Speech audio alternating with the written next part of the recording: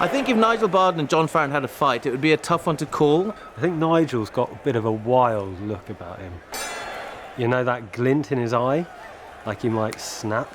I think I'd go with John, although there's something quite gritty about Nigel. I'm changing it. I'm going for Nigel. Sorry, John, but your hair's too coiffured.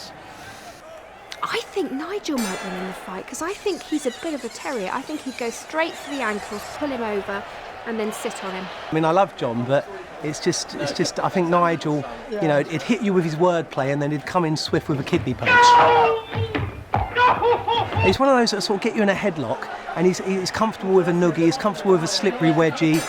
Who? John, Farrand, or Nigel? John. Why?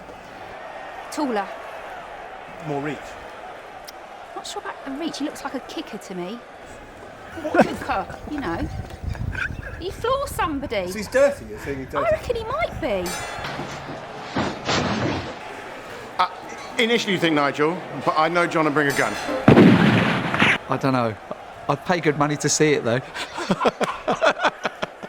Ooh, I'd go John, actually. I feel like he's a bit of a sort of a silent but deadly. Something else. Does it? I think John would win because he'd fight dirty, and Nigel would just never bend the rules that much. So my money's on John. He's probably got some hidden kung fu moves. He's got that look about him that he might be more to him than meets the eye. Kung Fu Farrand. Well, you know, Jafe has got the advantage on height and reach, I'd imagine, so I'm going to go with that. But Nigel's a scrapper. He's got that rugby background, doesn't he? I think my money would be on him. Barden? Oh, no question. Yeah, scrappy.